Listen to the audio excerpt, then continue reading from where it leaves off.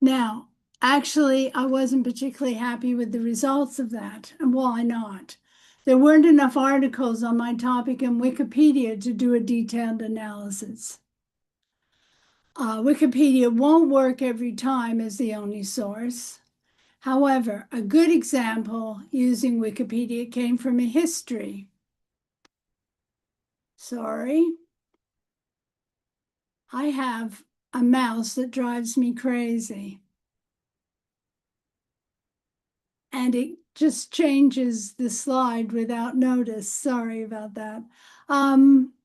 History topic on the bombing of Hiroshima and Japan's surrender. So we're going to look at that in a second instead of the one that on Shakespeare. Using Wikipedia may only be useful in certain subject areas, and that is definitely what happened. So let's have a look. Now, some of you are going to say, oh no, not Wikipedia. She wouldn't use Wikipedia. Well, actually, Wikipedia I find to be particularly useful. And I'm happy to discuss that with you later on. So let's have a look.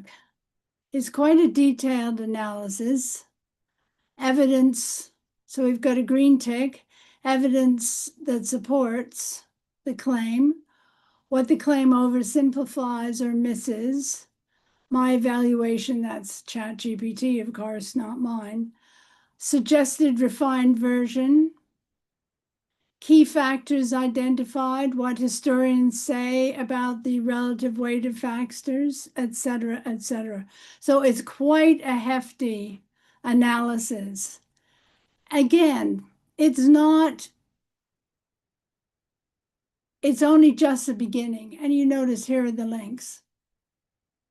Just the beginning. You would just read through it and get some ideas and find out the names of historians and find out where the weakness lies in your claim, etc., etc. I'm sorry, I do see that somebody has raised their hand. Hopefully you don't mind if we talk about that in a short while. So as you can see, I mean, I haven't shown you the one on Shakespeare, but you can have a look at that in my blog if you would like to later on. So that's two now. We've had ChatGPT come up with numerous claims and we've chosen two. We've analyzed the claim. Not two, you didn't do too well on that one, unfortunately. And now we're going to the third possibility. And so now I'm looking at what sources do I have? And I already have various sources from Wikipedia that I can read through, which I will do. But of course, the next thing I have to do is I have to come up with keywords for a traditional search of a search engine. So I'd be using Google. So let's have a look at that. What would you do? Okay. Well, you could just have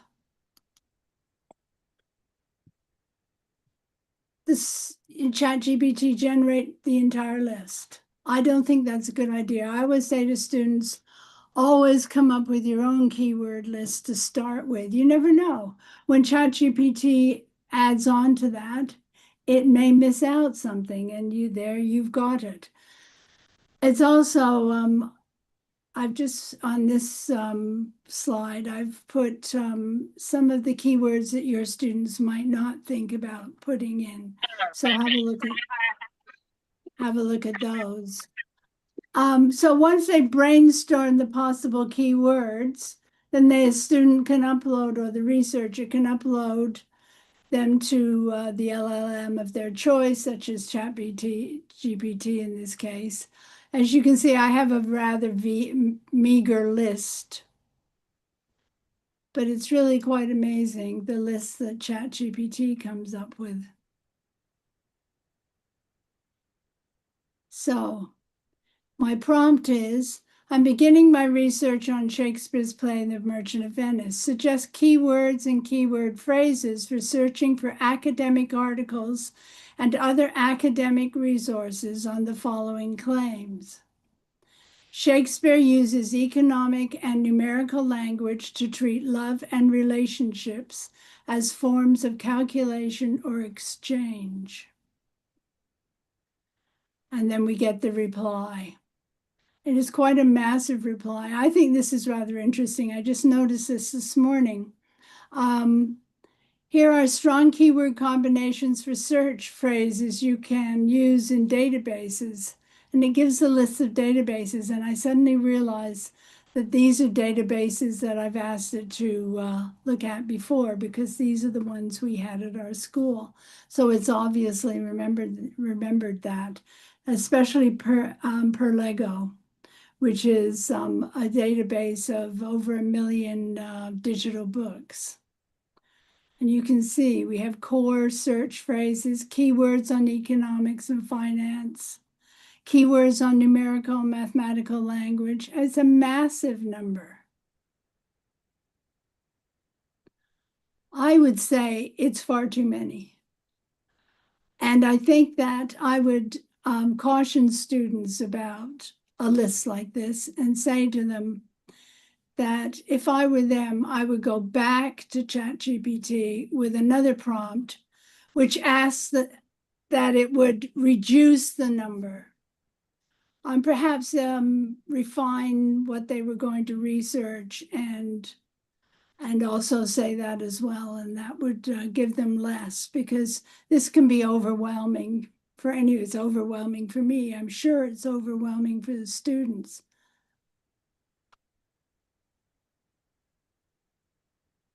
So that's the third possibility that you can use ChatGPT for, or any other of the LLMs, whichever you happen to be using.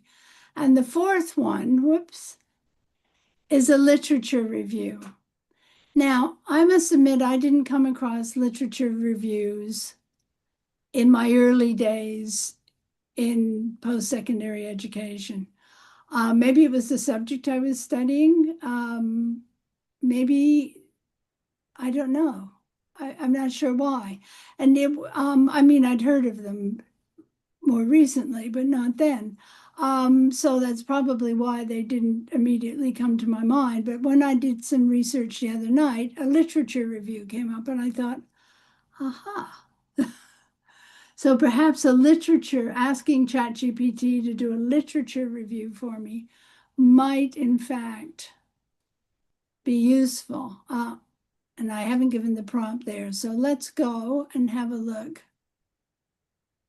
We'll go back and click on the link.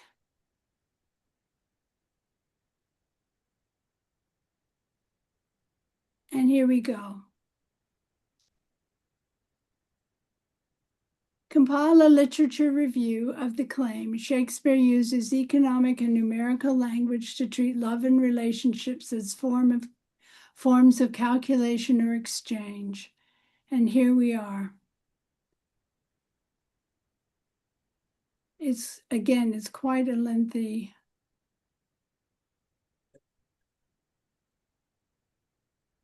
I think that now I might also tell it that I was interested in it focusing on the Merchant of Venice. So it goes through a lot of things that I'm not even sure about. Metaphor theory, I'm going to have to read up on that. But there we go, numerical language and mathematics.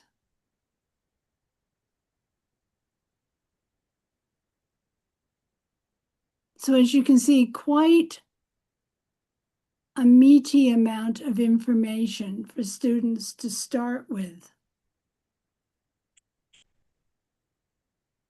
So we've got 4 tools. I'm just going to stop sharing if I can work out. Yes, I am. There we go. Stop sharing for the time being. Isn't that funny? Okay, then we'll put that down there. And I thought I would go back right now and have a look at some of those questions. Some people have hands up. I have to tell you I'm not particularly good at this. So do we have questions or do we just have people who want to? Are there questions in the chat?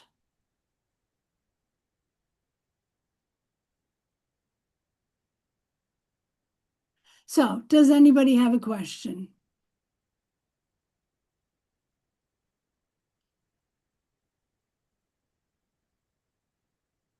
Yes, no, maybe. I'm sure I saw somebody with their hand up. Aha. Do you think, can you unmute yourself? Oh, I think I've unmuted you. Yes, question.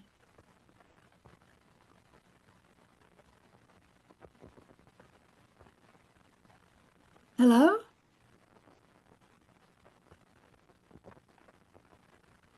Susan, we can hear you. I believe we don't have any questions, so you can continue. You don't have any questions? Okay. Well, that's fine. All right. See, where are we time-wise? I seem to have gone a lot more quickly than I intended to. I think it was my nerves. So, is there anything you would like me to go back over, which might be a good idea? Guide कर लिया था हाँ Sorry?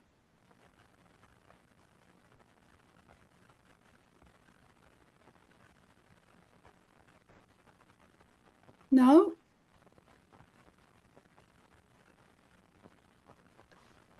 Okay. Well, then why don't we just go back? And we can perhaps look more closely at some of the other.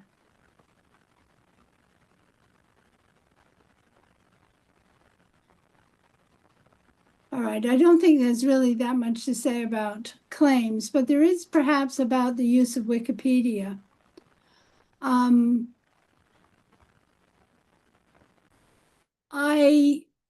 When I was working with Wikipedia,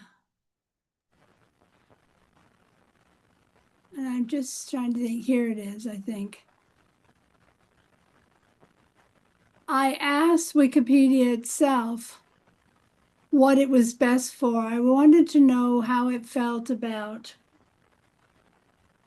Wikipedia versus Britannica. So we've got here mapping the historiographical landscape, identifying major historians, locating contrasting interpretations, guiding deeper knowledge selection, framing counter arguments for an EE or an IA. I like this. Not acceptable as a cited source, but extremely valuable for background research. Which, very true. Whereas if you look at what it has to say about Britannica, yes, Britannica, it says that you can use it and cite it, but that you're better off using primary and secondary sources other than encyclopedias and reference sources. But I think that Caulfield's reason for using it is because, as I said, he wants, first of all, ChatGPT to learn about the history behind what he's researching so that it's going to produce better sources.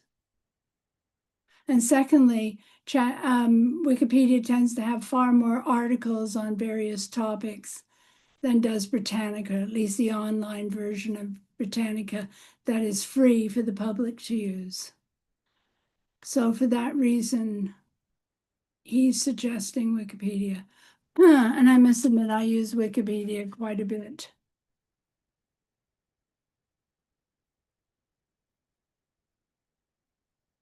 Okay, I seem to have sped through this.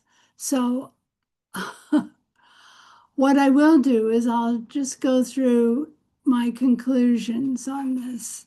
I haven't finished doing the research. But one of the things I have come to the conclusion about is that you can't let the technology take over the thinking. And so, and students will allow that. It's, you know, it's just so much easier to do that than it is to just, you know, do it yourself. It takes forever to do it yourself. I know that is because of the slide presentation I've done. It's taken me hours compared to the few minutes that it took ChatGPT to do its. Of course, it's not as good as the one that I did because mine actually reflects what I want to say and think. However, LLMs hallucinate, and every fact and link to sources must be checked, which I'm sure you're all aware of. And you would do that with any source that you would get from a regular, say, Google search anyway. But you have to check everything. Now, having said that, I didn't talk at all about checking through. Excuse me. I'm just going to take some water.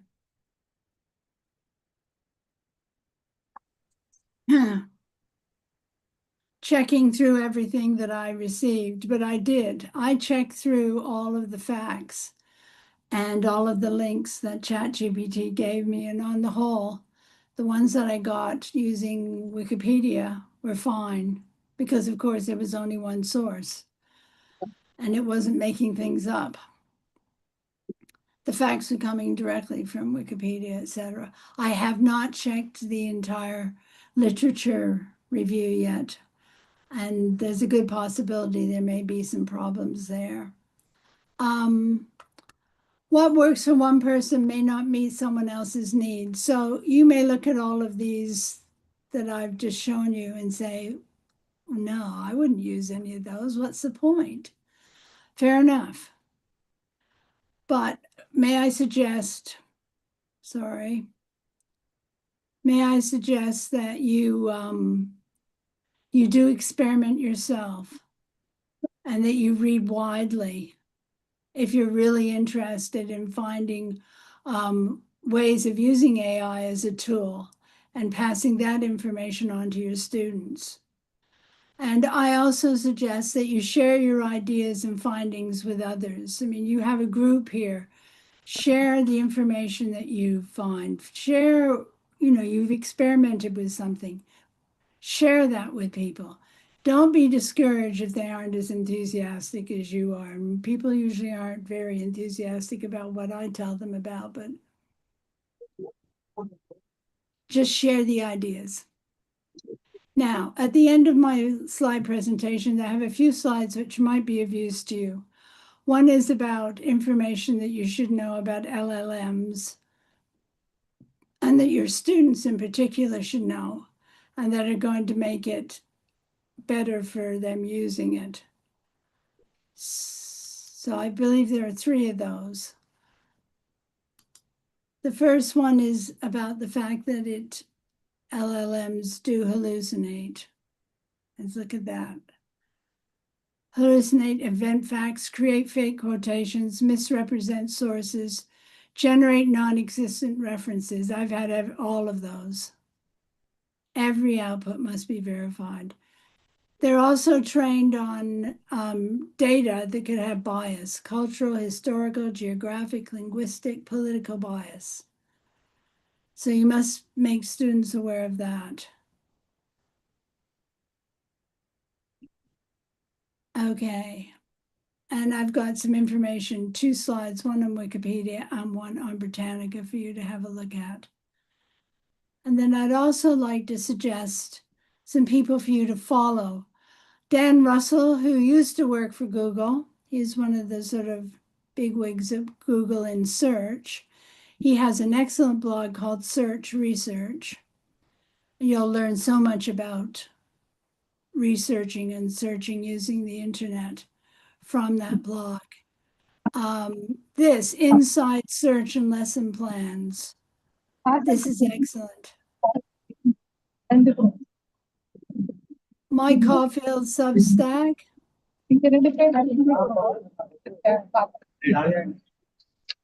Educators Technology. And then I've given you the information on my Substack and my email address. And there we go. So, any questions?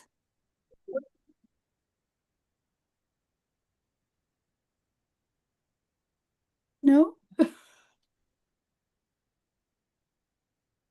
me have a look at the chat. Anything?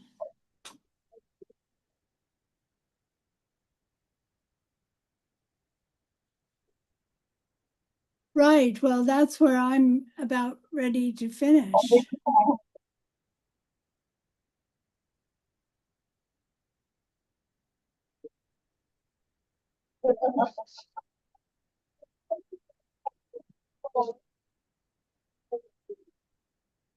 Was it really a great help? Don't just say that if it wasn't. And I have given my email address.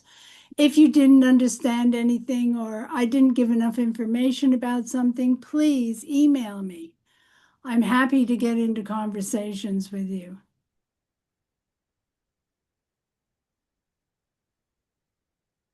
Madam, good evening. Upendra here. I'm Sorry? audible. I'm audible. Upendra here. Upendra Shukla from SM Shetty International. I do apologize, but I didn't get that. Ma'am, I'm audible.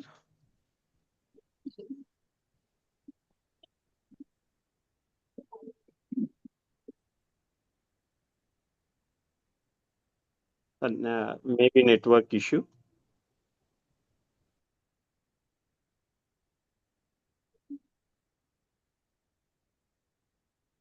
I think it must be my speakers or something because I'm having a hard time understanding. Yeah, he's introducing himself. He's audible. Yes, Bhupen, you start just talking. Could somebody type that out? Please? So there is this one question in the chat box that what age group can use AI tools? Can you Age group. use what? AI tools, like at what age like kids can use AI tools? Oh, what age? Oh my goodness. Well, this is basically aimed at grade 11 and 12, which would be 16, 17. I wouldn't go much lower than, I don't know. I wouldn't go much lower than about 13 or 14.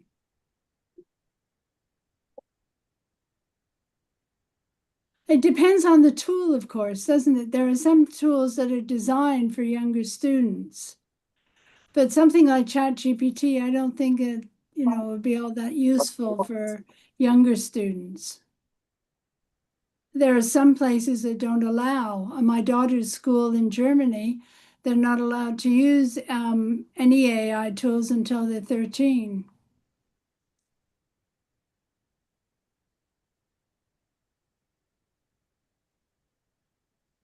Ma'am, I'm audible.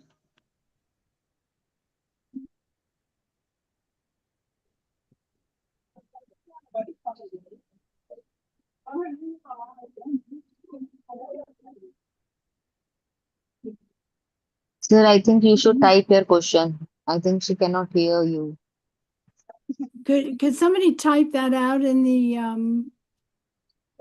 the chat? I don't know why my audio is so poor, but it is. My apologies.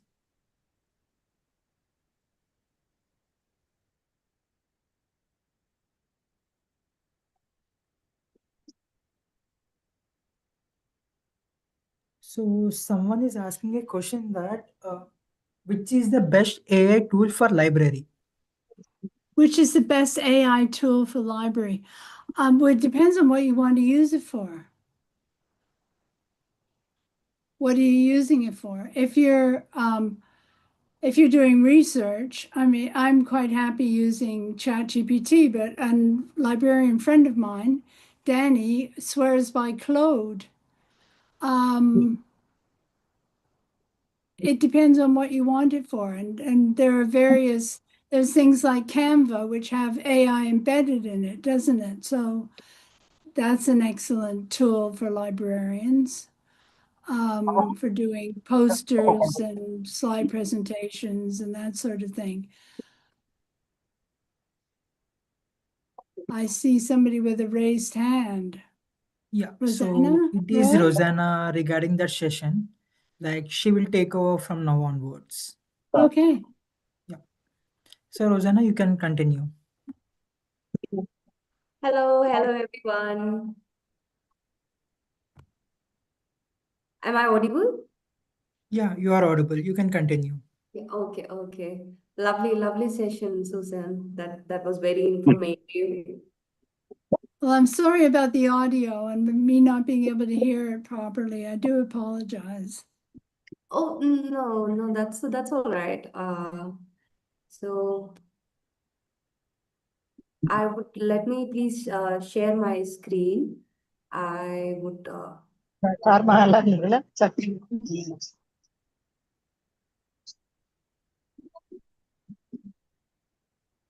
so is my screen visible to everyone? Yes, ma'am. Yeah. Yes, Yeah, so hi everyone. So my name is Rosanna Elizabeth Roy, and I'm from Library Solutions powered by Central Books. I believe you have seen a video about the services that we provide.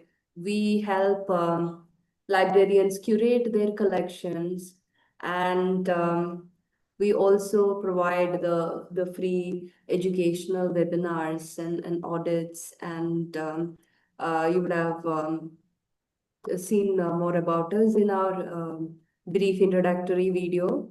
So do reach out to us for any queries. And today I would like to, share, introduce a few books with you that we have in our collection, which can enhance your library collection. So this is a set of books for curious minds, our young learners, and so this list is put together specifically to curate, like to foster inquiry, research, and critical thinking in students.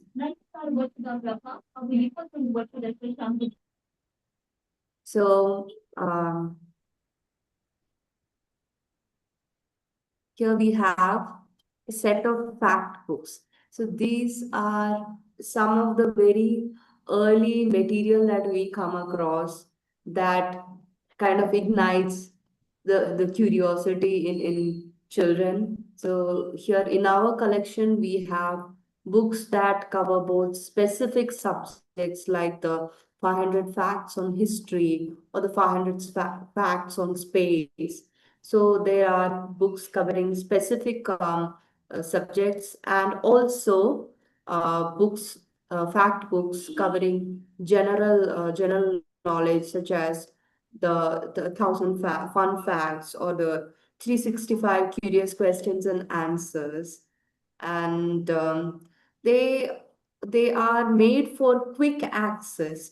So as a librarian myself, I've always noticed students going through fact books and finding something new as they browse. So I feel like it is a very appropriate age to let them browse and come across new things. So this collection would be a lovely aid for this purpose.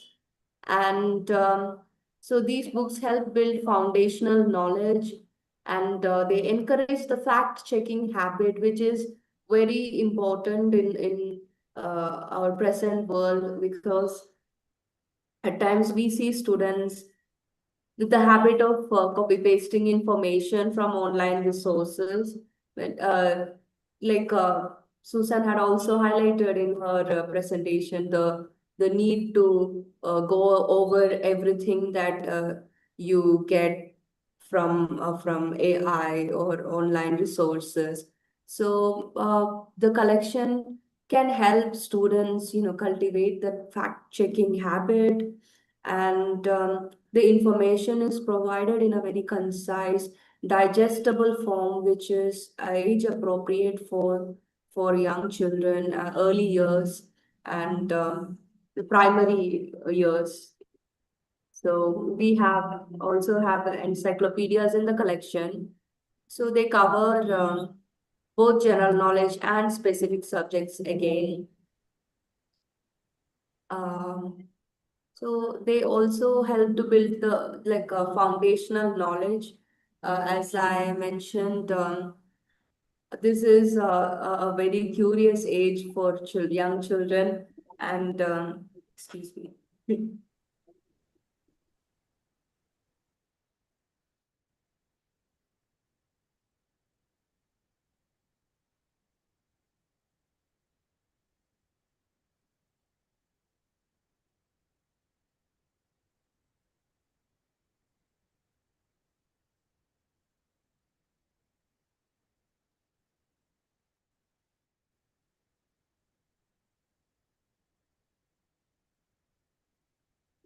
Sorry for the interruption. So we have encyclopedias as well in the collection.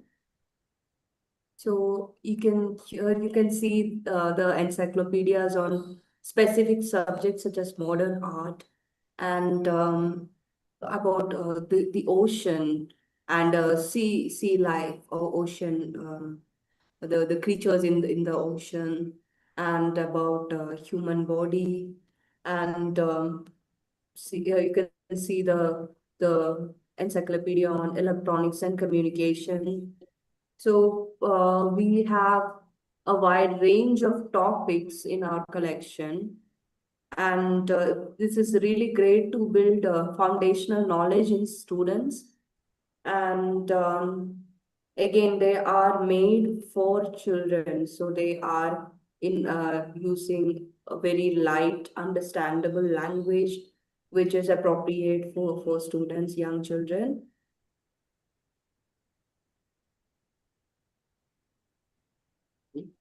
And we also have dictionaries and word search in our collection. So you can see the Pegasus Students Dictionary, and here we have the picture dictionary as well.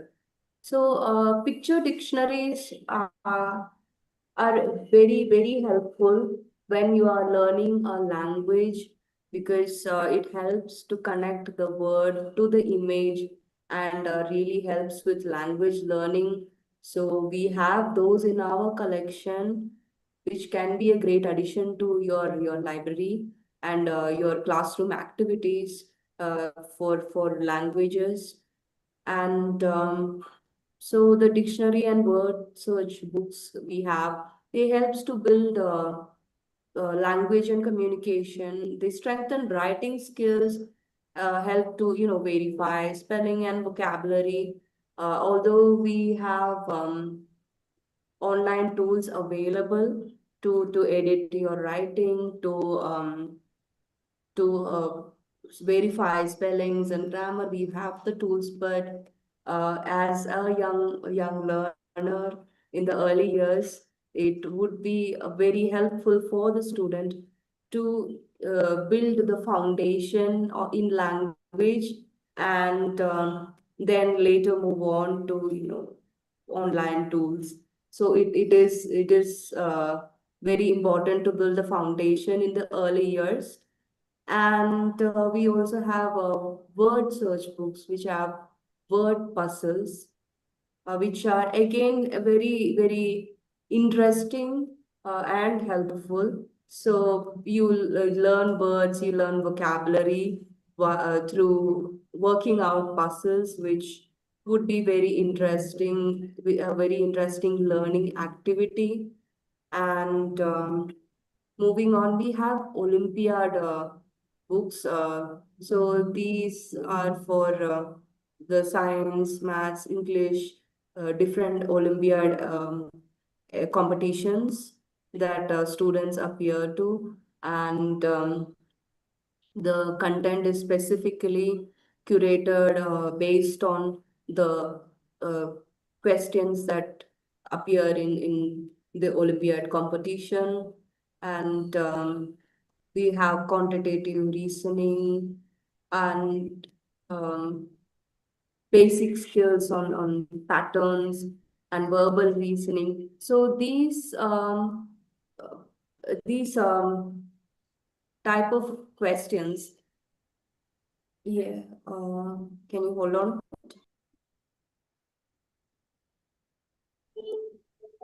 So these type of questions are very common in competitive exams these days, most competitive exams.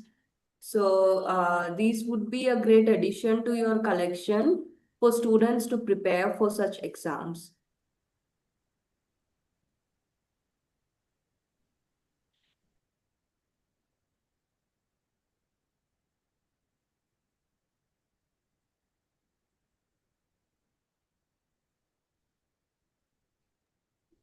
Over here, Sakshi, yes, please. Do you have a question? Sakshi Rathod, do you have a question? Okay, so we have history books. So we have a short history of the world and the history of India for children. So they encourage evidence-based thinking, and it's very important to have a basic grasp on history to understand how that has shaped the world that we live in today. So so it is important for young students to have the foundational knowledge in history. So we have put together books that will support understanding in history, and see they help to develop chronological understanding and develops an understanding of the links between past and present. And we have we also have material on STEM. So here we have a book about NASA, about climate change. So we have material that promotes scientific inquiry and problem solving, and they encourage observation and experimentation, and they connect concepts with real world applications, supports innovation and critical thinking. So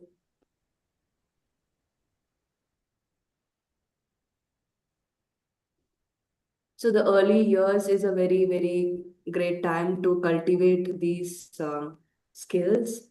And next we have essays and philosophy for high school and teachers. So these are for our older kids. So they introduce diverse perspectives and well-reasoned arguments. They develop analytical reading and interpretation skills. And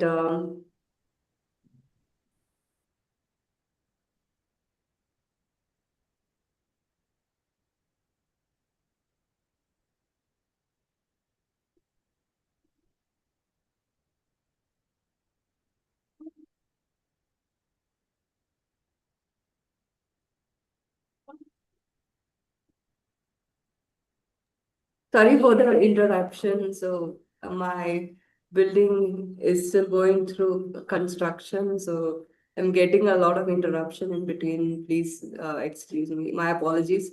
So so they introduce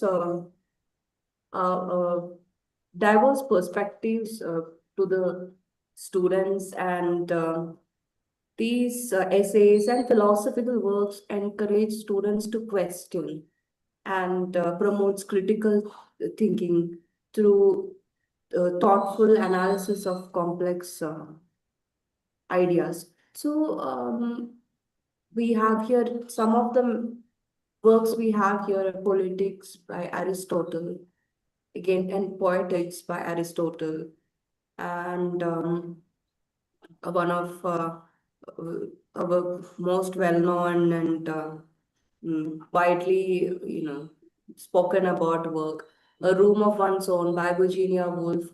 I believe that's a very important read.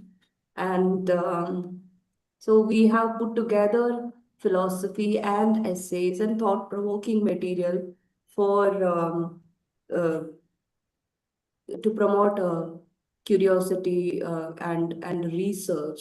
So these are specifically for research for the older students, uh, high school and above, and also for teachers. So this would be they would provide great content for your classroom discussions. So please do go through and moving on. Let me tell you why we have put together this list. So they develop these works develop information literacy by teaching learners to locate, evaluate, and use reliable sources. And they encourage the fact-checking habit by verifying AI-generated responses again with trusted books and reference material. So we have put together material from very reliable publishers, and the material is very accurate and fact-checked. So you can use them or recommend them to students for their research, classroom research or otherwise. And then they help, this list of works helps to identify misinformation, bias, and AI hallucination, which is a very common thing that we are all going through these days, as we are all utilizing AI more and more. We every now and then we get the AI hallucinating. So in such circumstances, we should be able to go to other resources which will not hallucinate. So we are, I believe that we do have the responsibility to provide reliable material in the library, in the school library for students. So, so this would be a great addition in that terms. And also these material build critical thinking by encouraging learners to question, to analyze, and interpret information independently. And then strengthens research skills such as source evaluation, note taking. Note taking is an important skill that you learn in your early years, and then evidence-based reasoning. And they promote deeper understanding by engaging with original sources rather than relying solely on AI-generated summaries. And because these days, even if you Google a query, excuse me, even if you Google a query, you will be provided with an AI-generated summary of the topic. So it would be good to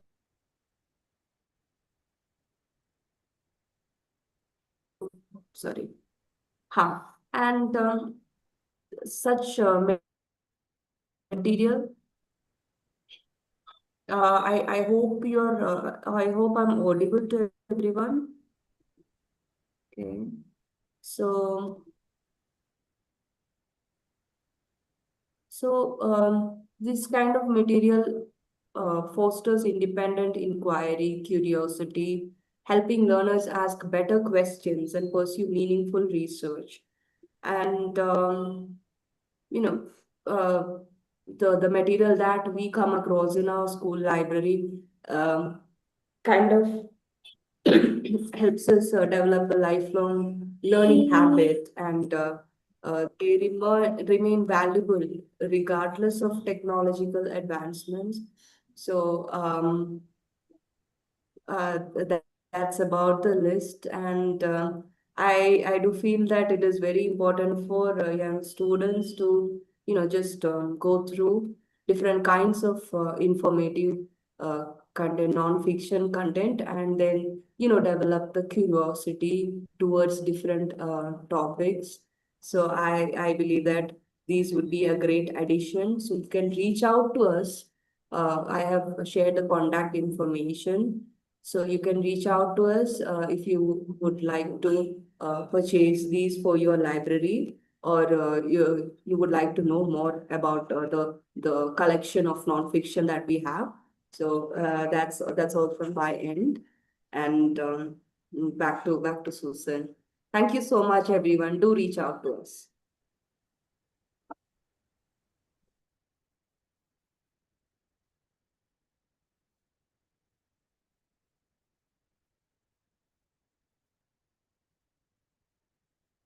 Where'd he go?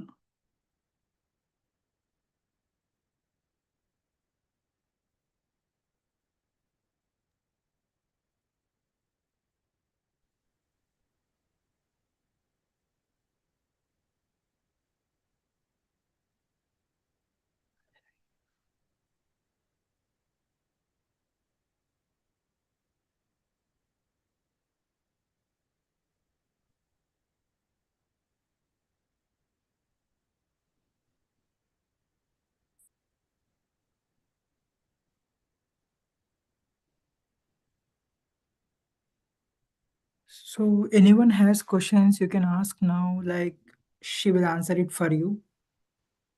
If anyone has any questions or like any topics that they want to suggest or books, please go on.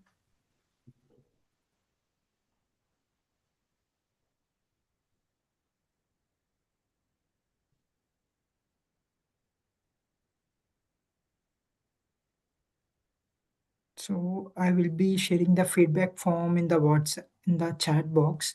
And for the people who have not yet received the certificate for the last session, so please wait till Monday. So you are gonna get certificates on Monday.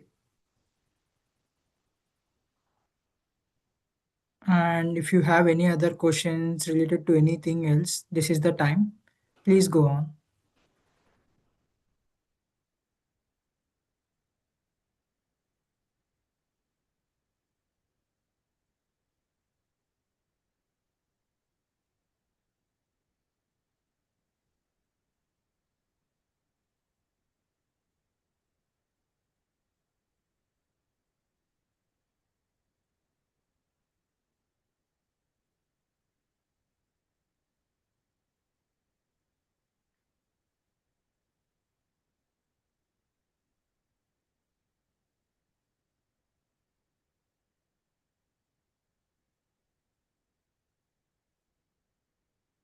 And I kindly request everyone to fill the feedback form that is shared on the chat box.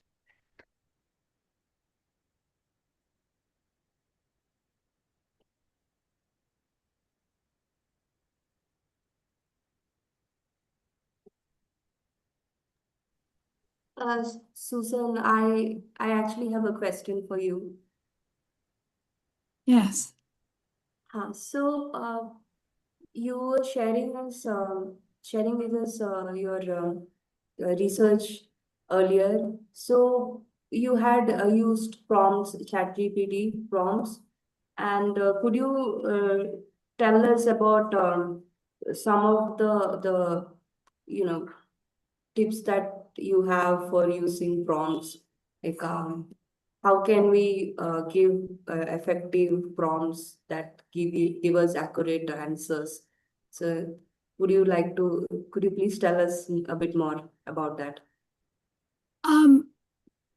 I found it's a matter of experimentation, but there are certain things that you have to have in a prompt. You need to say who it's for, what you're asking. Do you remember the one that I did where I said, I am a grade 11 student? So you've got the age of the student, and you know that ChatGPT will know that they're a school student. So we've got those two things going on. oftentimes you might want to say what kind of language you want in the reply, whether it's formal or informal. Let's see, what other things?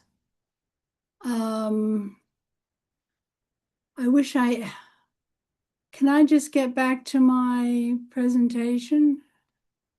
Yes, I'm just going to go back there for a second. There is on here a link. Best prompt techniques for best LLM responses. And I would say, don't listen to me, read this. And the link is at the end of my presentation. It looks like you're buying a book. You're not. It's an excellent article. Gives you all sorts of useful tips on how to create your prompts. But you also have to remember that if a prompt doesn't work, you analyze it. What's wrong? What didn't I get? And then rewrite it and try it again. So have a look at this article. It came from Medium. Best prompt techniques for best LLM responses.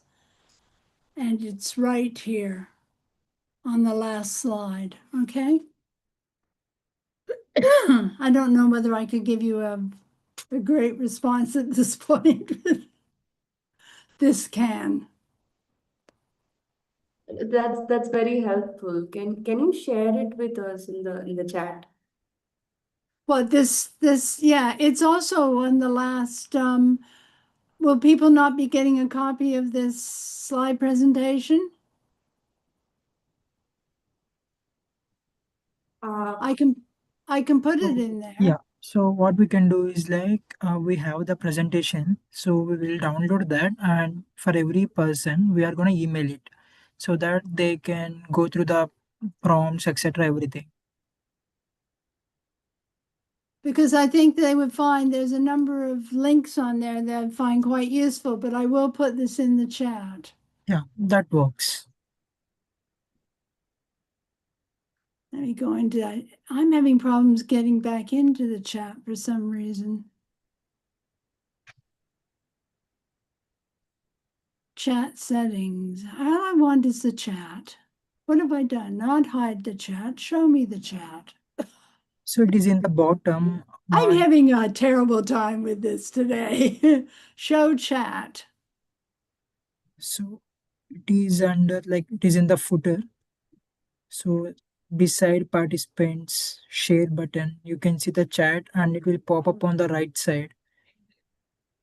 Chat settings. Maybe if I try that. It hasn't shown up on the right side. So I just text It's something. lost. Message to everyone. Here we go. Yes. There's the link. Okay. Yes, exactly.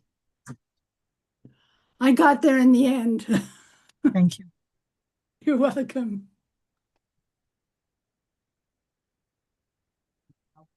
And anyone has It any might be more a- questions, like you can ask, this is the time.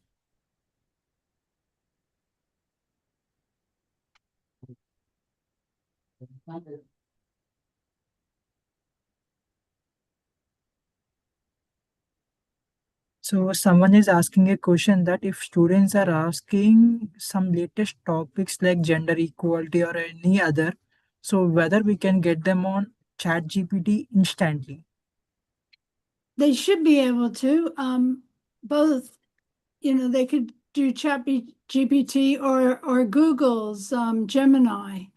ChatGPT, when it first came out, was not connected to the internet, and for that reason, couldn't give any information beyond a certain point, but now it is. So there's no reason why it doesn't have access to all up-to-date information. Does that help? Understood. So Jyoti, Kiran, like, do you have any question? Yes, ma'am. Hi, good evening, and thank you so much for this wonderful session from all of us. My question goes, so there is a debatable topic when it comes to AI, that some AIs, especially based in the US, have more of a rightist point of view while giving us any information, and some of them are from the leftist side of the political spectrum. So when it comes to education, while we are preparing our lesson plans or anything or gathering information, research based information especially, how much does that matter? Because we'll be presenting it to our students and the new generation. So the political outlook that has been presented through these AI platforms, different AI platforms representing different political outlooks, be it the rightist or the leftist parties. Do you have any views that you would like to share with us? That's all. Thank you. I don't know about views, but I mean it's well known that AIs, LLMs, etc., are trained on biased material. So therefore, they are going to have bias. But then again, when you do a traditional search using a search engine such as Google, you're going to come across sources which are biased. So bias is going to exist no matter how you get the information. You just have to be aware that it's going to be there and help students understand what to look for to see the bias. Sometimes it's difficult to see the bias, but Thank you so much, ma'am. That answers my question. Thank you. So any more questions, or like shall we wrap this up?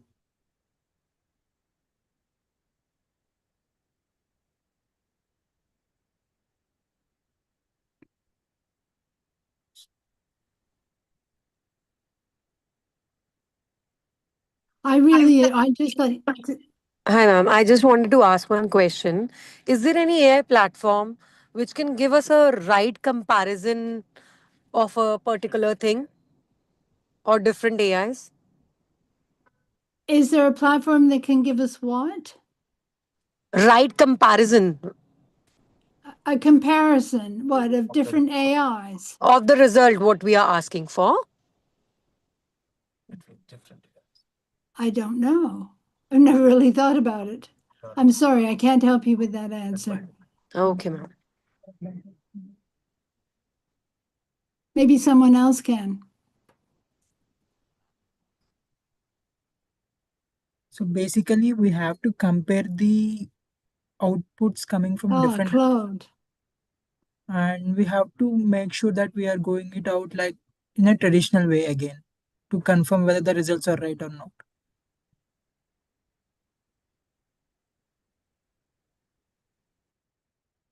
Was that a question? I'm sorry. I've got planes flying overhead again. No, there is no more questions. Okay. So But somebody did the put feedback- into the chat, I don't know if anybody saw that, they put in Claude AI. So that might have been an answer to that question that I couldn't answer.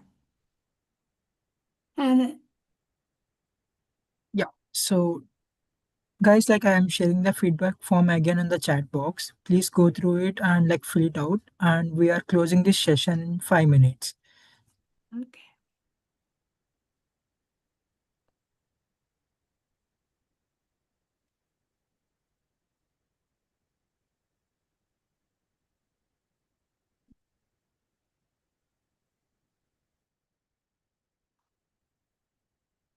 Anyway, I'd just like to say how much I enjoyed being here today. I was particularly interested in all of the books that were presented. Excellent selection. Thank you so much. It's exciting seeing what people are doing on the other side of the world.